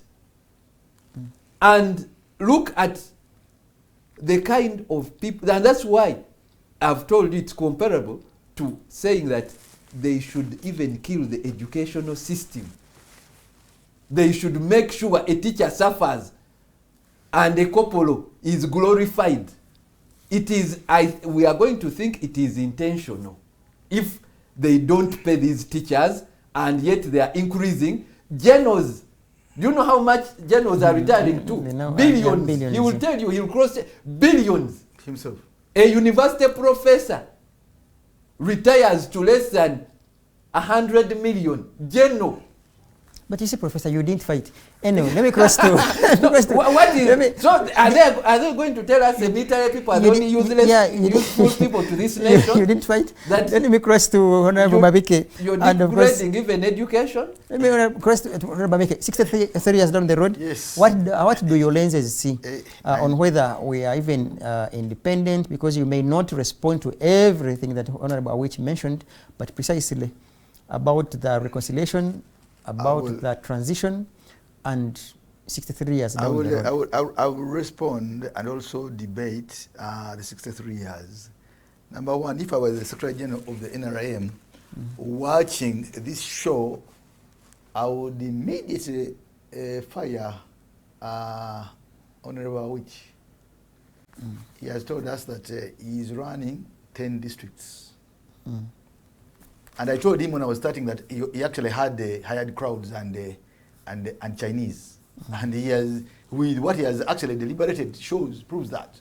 When you go on the ground, just in Lango, let me start with the Lango, and Iteso, and Acholi, and I said he's managing that. They are salient issues that need redress. With those numbers they had there been issues, would they have numbers? Don't talk about numbers, because everybody has numbers. Even the other day I saw Munyagwazi had numbers in Namungo. I saw FDC man has a lot of numbers in Kasese. Everywhere, even us, when we go, we had numbers in Masaka ourselves, you know that. Don't talk about numbers, really. Numbers matter less. These are just optics. But there are issues on the ground. There are issues in Uluwelo he has been talking about. He said people carried sacks of money. But to this day, the people of Luwelo are demanding reparations. The country needs to know the truth. What happened in Luwelo? Who started the war? Who caused the war? Who did what? Who killed who? Is it that bars Uganda from developing? I'm coming to that. I'm coming to that. In Lango itself, where he says he's coming, one of the issues that was raised on their own Larry was the cattle which was stolen by the NRA fighters. In Acholi, it's the same thing. In Teso, it's the same thing. This country is hurting. People carry heavy hearts all over. People carry heavy hearts. They have been victims. And not just about war. And it's sad that he's only looking at war. Economic injustice, Rogers has been talking about. Land grabbing, cattle theft, denial of opportunities, incarcerations, torture. I found Rogers talking about torture. Today, as I speak now, 400 young people have been lying in prisons 4 years. And what is their crime? They supported a different candidate other than the NRM one. They have never been charged for any crime. Others have lost legs. Others have lost eyes. Others are permanently, disabled. You know, there are people on the street who say, I have been run out of business. You know, I have been overtaxed. I ran out of business. I was a rich man. I no longer have a thing. Now, you need to go through a process, as it says, number one, of truth-telling. We need to go through a process of forgiveness. We need to go through a process of reparations. Reparations. Paying. If I know I have transgressed, I have grabbed your land, acres and miles of land, I need to come out, apologize to you, say the truth, I seek your forgiveness, and even compensate you. Now, for Awich, Honorable, he is only thinking about your guns. But even the guns have been as fresh as Kasese. Recently, the President himself came out. His own wife and the son, they read the document. You remember? Do you follow? They read the document about seeking forgiveness and with Uganda in particular. Where is the Honorable Awich? Is he really director of the NRM? Does he not know these things? Recently in State House, just 1 week ago, the main speaker was Obote's Minister of Security, who was incarcerated 24 years on allegations that he killed 2 people. And actually he made a good speech, and after that President Museveni came out and said, no, but that's why there's fact you have denied, but you killed my people. Yeah, he mentioned. You killed my people, 2 boys. Yeah. You know? But the whole theme was about forgiveness, reconciliation, and actually compensation. So Mr. Awich is out of touch, out of taste, and I don't think he's doing a good job for the NRM. And if he's doing so, he must be very, very, very, very dishonest. 2, how can you not say that Uganda does not need transition? Number 1, the safeguards, he talked about the Constitution. The safeguards that had been put in by the writers of the Constitution were removed. The safeguards were on age limit. The safeguards were on term limit. What are we dealing with here? We are dealing with a life presidency. We are dealing with a quasi-military dispensation. This is not a truly democratic dispensation. We are also dealing with a group that is fraudulently kicking off a process of succession, not transition. Succession, not transition. Now, Awich Honorable has been around longer than myself. He knows for sure that since independence, Uganda has never had one leader handing over power peacefully to the next. Now we're talking about post-independence, 63 years. For the 63 years of our independence, Uganda has never had one leader handing over power peacefully to another. All the changes in Uganda have come through violence and spilling of blood, including theirs. Now, it had been expected that the NRM and President Museveni would introduce for the first time, just like he's talking about Nyerere, a system where one leader retires peacefully and hands over power to another for continuity. Moi did it, and this is why we have the Kenya we see today. Nyerere did it. This is why we have the Tanzania we see today. Now, Gaddafi resisted it. And that is why we have the Libya we see today. Gaddafi actually was talking about succession. My friend Mubarak, Hosni Mubarak, resisted transition. He wanted succession. A man of Iraq, Saddam Hussein, resisted transition. He was talking also about succession, because succession is a model of North Korea, where one leader, life president, lifelong leader, runs a dynasty, and he hands over power to the son, and the son hands over power to the grandson, and so the dynasty rule continues. This was the model of Muammar Gaddafi, who wanted his sons to succeed him. This was the model of Iraq. Saddam Hussein wanted his sons to succeed. This was Hosni Mubarak, who wanted Gamal Mubarak to succeed him. Now, when we talk about transition, we are looking at a period where we have a president for the first time handing over power peacefully to another elected president without spill of blood. And this is one of the unresolved questions for the 63 years of independence. Okay. Two, if I may also talk about this. Now, the central role of the military, in the politics of Uganda. Ever since the military intervened in 1966 in Uganda, they have never left. Actually, the military, as we talk today, and in all the previous regimes, has played a central role in politics. Time has come for Uganda to divorce the military from civilian politics and public service. The military must have its rightful place, must go back to their rightful place. There is nothing the military is doing in our parliament. There is no place for the military in our public service. When you go to the Ministry of Foreign Affairs, when you go to the Ministry of Agriculture, when you go to the Ministry of Internal Affairs, when you go to most of these institutions now, Operation Wealth Creation, education. They move with them. I mean, you are saying the military is playing a central role, but that's not their role.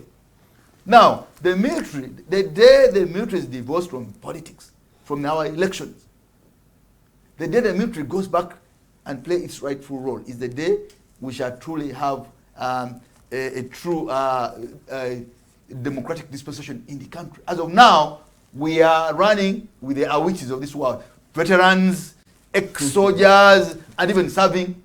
So today, the Ministry of Works is run by a general. Foreign Affairs. Foreign Affairs is run by a general. I was talking Top 5 officers. You know, let me. Yeah, now, you will respond. these are some of the challenges. These are some of the challenges of the 63 years. How do we have the military controlled? How do we have the military subject itself to civilian control? And this has happened in countries which have had the revolutions like Uganda. When you go to a country like Burma, it's the same situation like we have in Uganda. The military has taken a central place in the politics of the country. Now, you cannot talk about a truly democratic dispensation in such a setup. And I wonder how Honorable Awich cannot be able to see this. Finally, they have been talking about issues of development. You know, when you tell them, say, you know, Uganda has developed, we have lived. In a second, this is what I wanted to ask you in a minute, and then of course to Honorable Awich to, of course, respond to both of you. The task ahead of him is that he has to respond to both of you. One is bombarding him from the center, then the extreme end. But to ask, you seem to have painted out a picture that one of the concerns is that there hasn't been peaceful transfer of power since 63 years down the road. Yeah. Aren't there some other successes that you would applaud the gentlemen and ladies in government, at least for their 40 years, and also thank those that also led for the 23, that there could be some basic achievements for sure. The biggest worry we have is a statement that President Museveni made in 1986. He said Uganda's problem is not the economy. Uganda's problem is not anything else. It is governance. And Africa's problem is leaders who overstay. Because in Libya, I can give you an example. Libya had the best health system. It had the best welfare system. It had the best roads, best hospitals, best schools. It had infrastructure. That came down crumbling in just 3 months. And there was no more of that. Best housing, best public amenities. They were there in Libya. But their problem was governance. And this is what we're talking about. You see all these nice buildings, all these nice roads, and all these developments we have had in these years, they can all come down tumbling. But in 1 month, like Gaza. Save for the power. No, save for the power-hungry opposition members like you and others. A citizen has good schools, has good hospitals, has good health care, has good everything, infrastructure. What else is that citizen looking for? It is politics, stupid. Clinton said it is politics, stupid. Okay. So it's about largely governance. If you don't resolve the governance question, then you don't have the economics right. Because, you know, this can all be a bubble. It can come down, tumbling. Now, let me give you a last example. In half a minute, and then I come to Honorable Awich. Actually, after 40 years of the national resistance movement, Uganda was at the same level at independence like South Korea, like Singapore, like Indonesia, like Malaysia. Why have these countries leaped so fast forward? Okay. And the turnover of these 63 years, Uganda can never chase South Korea, you cannot chase Singapore, you cannot chase Indonesia, you cannot chase Malaysia, you cannot even chase China. Why? Okay. Leadership, governance.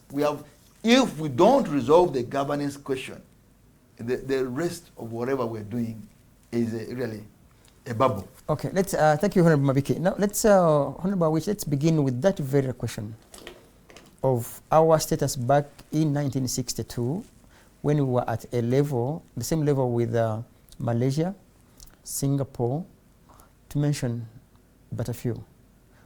And we seem, according to them, we seem stagnant. The reason for which I also have to add, it's because out of the 63, you have the 40. Even if we requested you to account for just the 40, what would be your reason that even after there? Because there are also some countries for which we are at the same level when you captured power. And all of a sudden, for some reason, they left us. Why is that? Okay, thank you so much. I also note that you have said I'm being bombarded by two people. Okay. And how I wish they were bombarding my ideas which I'm putting on the table than bombarding personally. Because Honorable Bike goes personal.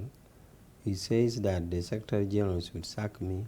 He says, no, it makes such a personalistic, which reminds me of, we didn't even used to have that debate in Intari School. At least in Intari School, we would talk He's issues. from Kisubi. We so would we don't talk about the speaker, but rather what the speaker is speaking.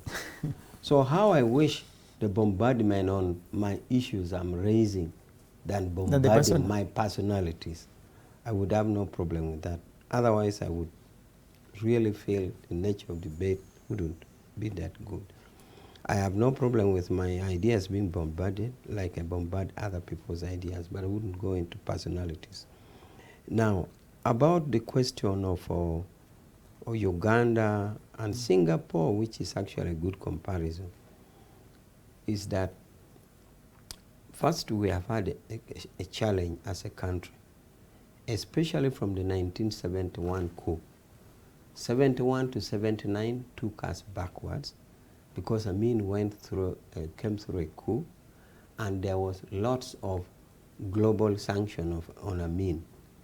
Because we as Ugandans wanted to remove Amin, so we sacrificed ourselves to allow the sanction. Just like the South African did. South African during apartheid, they called for sanctions against South Africa. Ronald Reagan and Ronald Reagan, the then president of America, and Margaret Thatcher, the then prime minister, argued that they wanted constructive engagement with South Africa. Their argument was that should you sanction South Africans, it is the blacks to suffer. But the blacks said, we are ready to suffer. Why? You go ahead and sanction. And true to OAU, where Uganda took a lead, is that we really enforced the sanctions to the extent that Ugandan passports used to read to all countries except South Africa. That was a bit to enforce the sanctions. Now, the same thing happened in Uganda. Because we wanted Amin, we also agreed for the sanction to the extent that for over 5 years, you couldn't have salt. Salt. Whether rich or poor in Uganda, there was no salt, leave alone sugar and soap. So the sanction destroyed the factories, the industries, which were there. And therefore, that mistake of a coup in 79, plus the with the bid to remove Amin, took us back. In those years alone, Singapore left us. And incidentally, the coup happened when Obote himself was in Singapore. Because Nyerere and Kaunda had convinced him that they are going to put the case for the liberation of Southern Africa. So they wanted Obote's debate, his input in that debate. Obote actually had sensed something. So it is the same Singapore that we are comparing. So one reason is that that period, that 8-year period, put us backward. It destroyed the economy to the ground. We had factories. That was one. Two, the subsequent instability put us also at a disadvantage. But that is as a country. But there's a global problem that put us, not only Uganda, but Africa. Because we were living in a global system of what you call the Bretton Woods institutions, the World Bank, IMF. You could say that why didn't the leaders reject? But it was such a global move that it kind of held the economic development to its tune. That is the IMF, World Bank conditions and hostage. So you now had things like privatization, whether good or right. So it came to a point where, however, and that's why I'm now saying it is not a Ugandan thing, it is an African thing.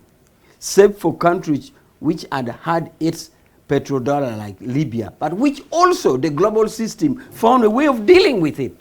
Even when countries like Libya could survive this situation because they had the petrodollars, they were still brought actually worse than us. So part of the problems that you're saying is Uganda specific, but part of the problem is global. And that is where we found ourselves where we are. So that is it. I believe I have addressed. And this therefore means, regardless of whoever would have been in State House, you'd still find yourself in a fixed. And not only State House in Entebbe, but State House even in Kenya and in Tanzania. And they are feeling it all over Africa, except the petrodollar countries which try to move away. And they, because of the global, the imperial system, the imperialism around, even when you walk it out through the petrodollar like Libya, they actually come out more crude than the one they use in Uganda.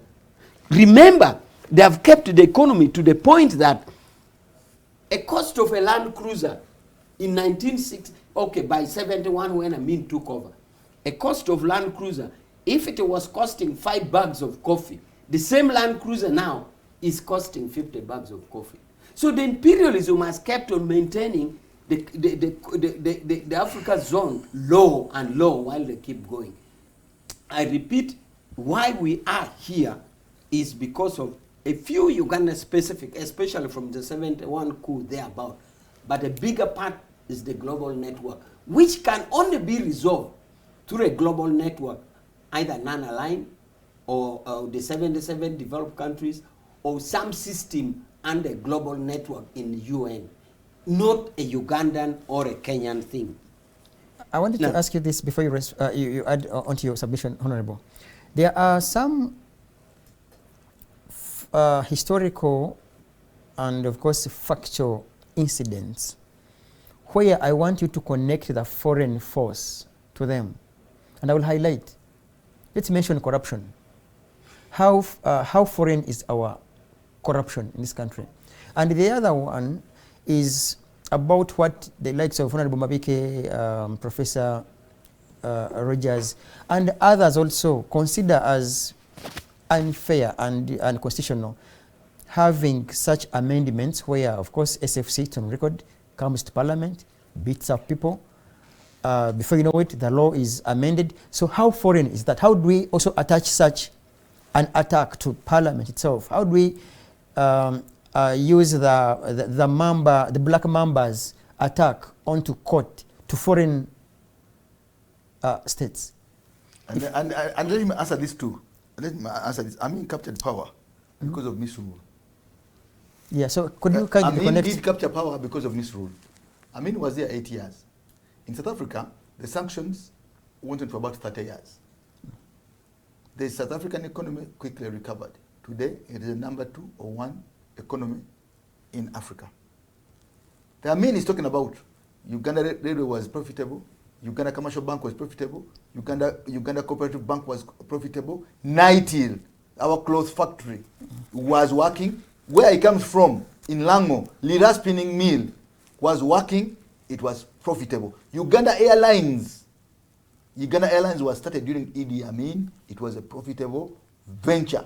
And so we are many like Uganda Fish Network. Okay, let's see. Now, there was coffee boom. Let him not forget, there was coffee boom. This economy of Uganda under Idi Amin withheld the shock. Why? We had the food security and we had the coffee boom. So it is erroneous for him to say that those 8 years are out of the 63 are the ones which account for our present state. Proceed, sir. Okay. You see, you have fair time, yeah. On the long list, if you have to take an inventory of all government agencies, like the ones he's mentioning, those who were surviving, the list of inventory is so long. But a simple question or a simple answer as an indicator of a collapsed economy, where for 5 years you can't have salt.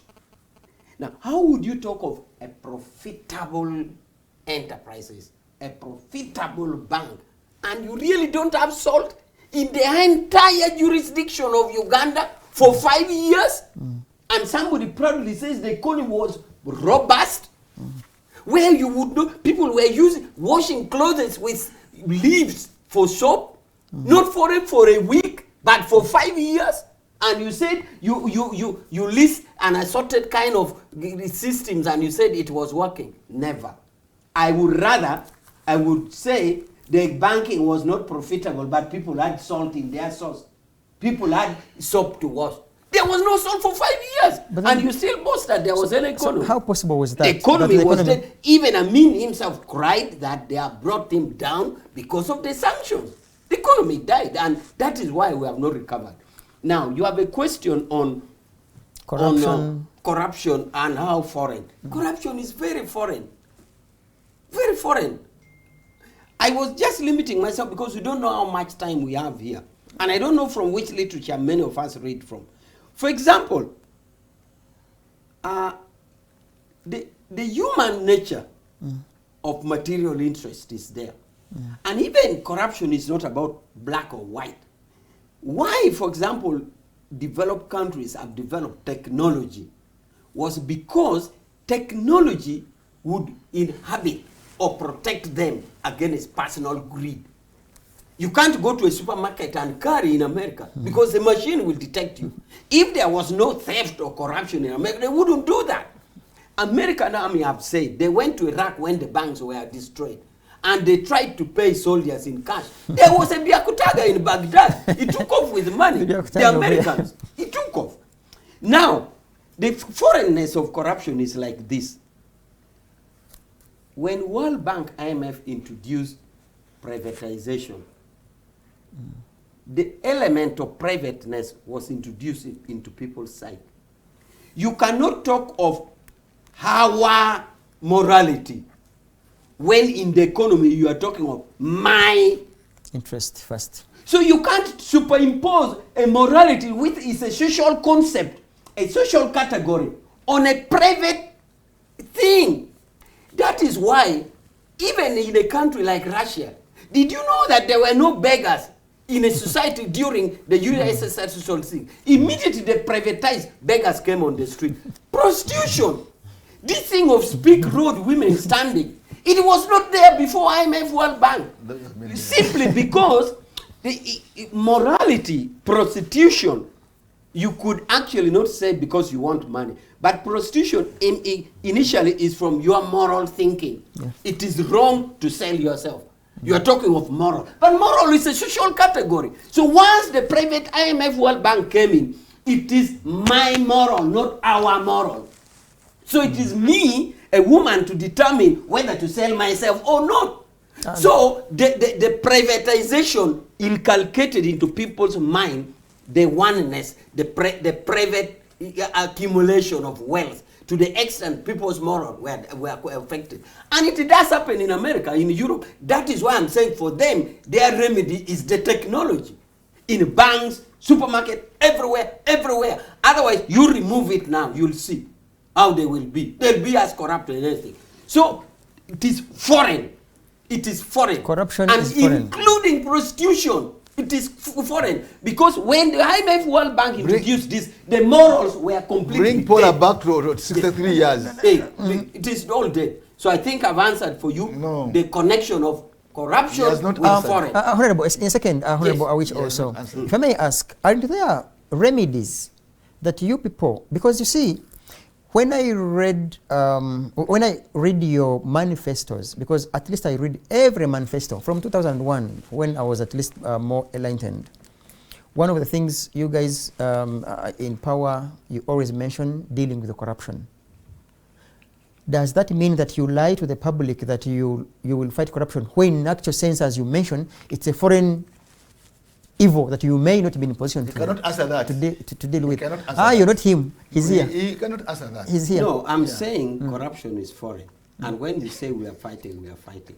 And I've told you how the developed world fight with corruption. For example, in the case of passport, it was a well-known fact that corruption was in passport procedures because money was exchanging hands. And how do we come about it? Said, no, you know what, colleagues, introduce the technology, pay in the bank, process online, get your passport. That is one way we are fighting. And we are going to do it in various other avenues. Why is Honorable Mabika saying I can't answer? Haven't I answered you? That we are talking that corruption is foreign. Yes. And it is provided for because once IMF World Bank introduced private element in society, everybody went into private accumulation of wealth, which led into corruption. Now, one of the remedies is, as I've told you, you identify a corruption area, like passport area. You said we have identified that corruption is in passport accusation. So what do we do? Remedy it. Remove person-to-person connection. Introduce technology. You deal with it. Then you identify another, and so on and so forth. Okay, finally, to you, because you represent 40 years out of the 63, I would ask you to use the 2 minutes and give us a way forward as we conclude. No, he has to. Because how do we move forward?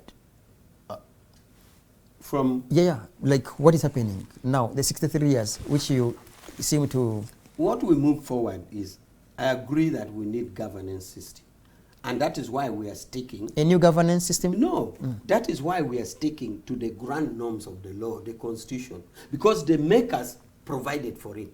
Okay. Even the Nyerere that we are talking about, election was held and somebody won. So we are saying, if we are... But he didn't participate in an election to lose. Yes, he didn't. Disappoint them. But for us now, in a multi-party dispensation, it is us to choose our party, our flag bearer. Okay. You choose yours and let him defeat ours. Them. And then it will be like the Tanzania, choose yours. Yeah. Choose yours. Thank you. I think you have had, Professor, kindly use 2 minutes. Yeah, in my 2 minutes, I will submit that these 63 years are funny. The ones who are judging for 40 years are about to be judged. This man, for example, he was talking about Idi Amin. People are beginning, that's why I say for me I'm more interested in legacy than what is happening now. Ugandans are beginning to think Amin, even those birth pains, where people are not taking sugar. Ugandans are beginning to think now they were for Ugandans. Because when you go to see that city, is partly for Ugandans now. Which one? He took all these things from the Indians, partly to empower Ugandans.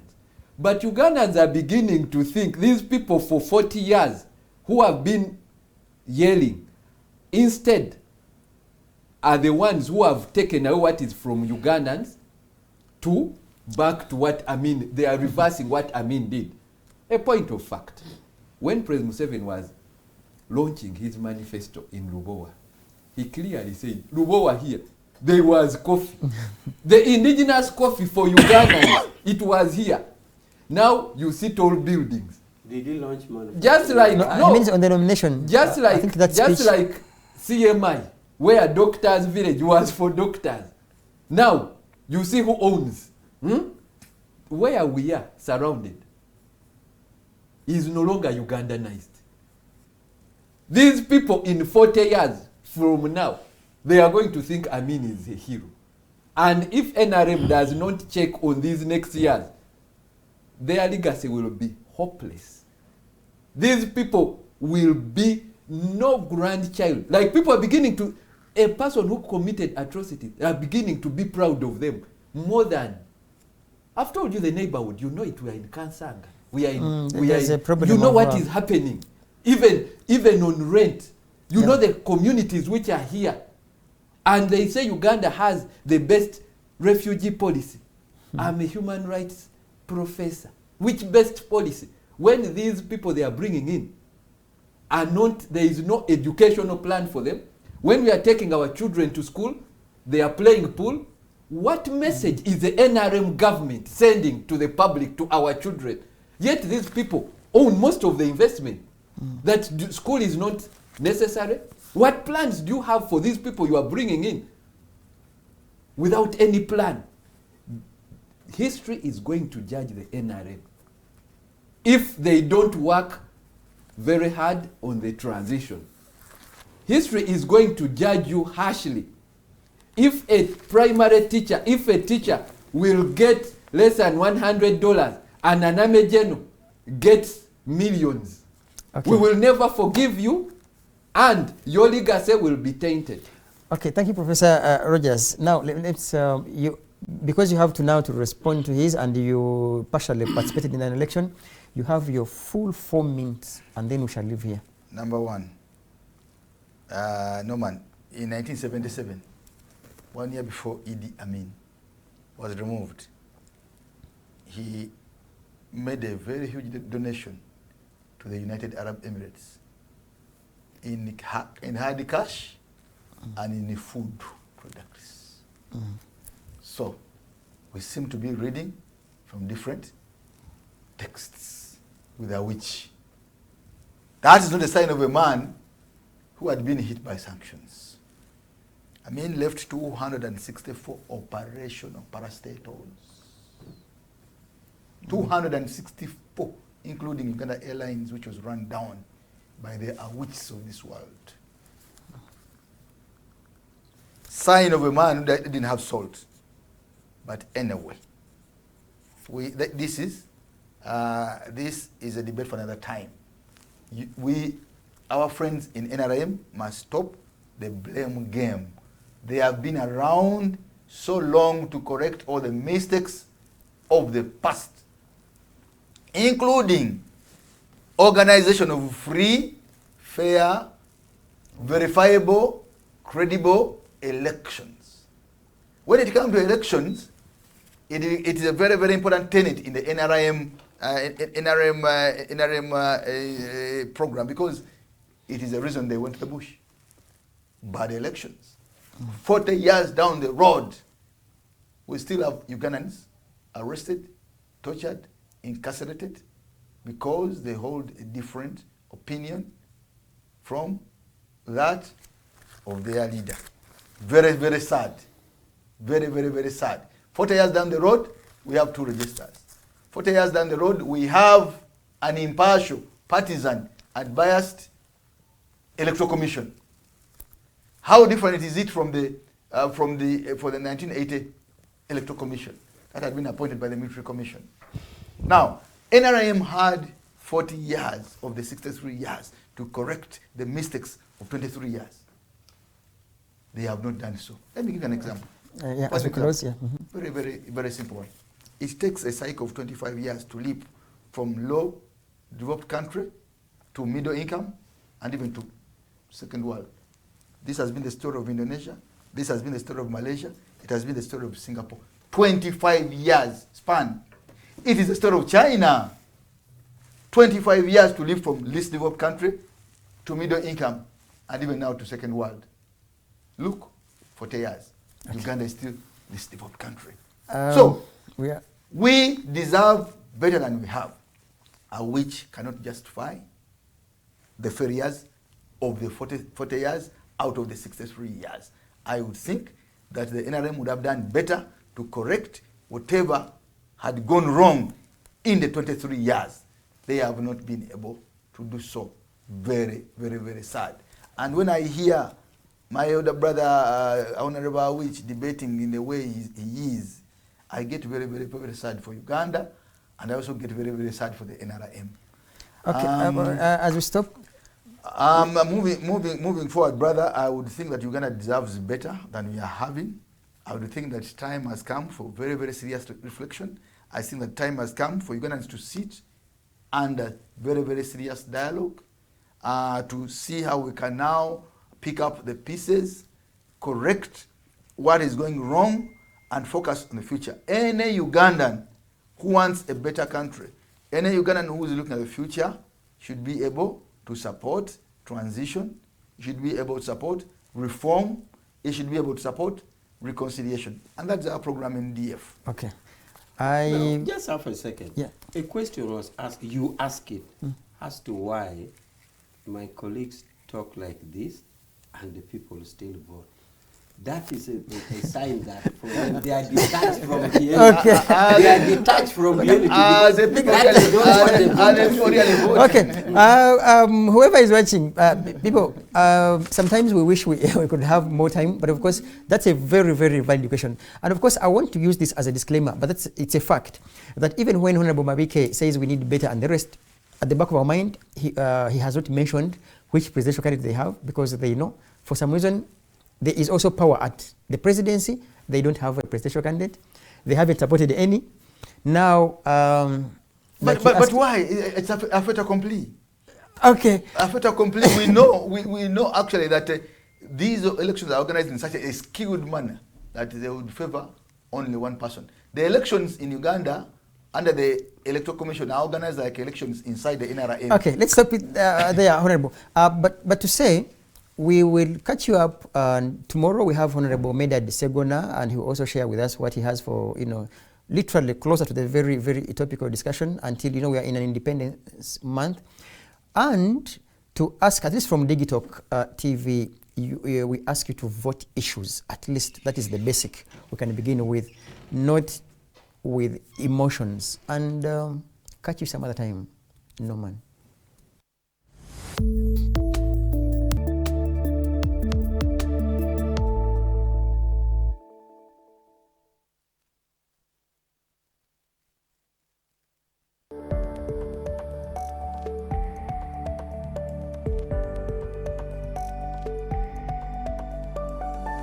The Alternative Digitalk. Real issues, real talk.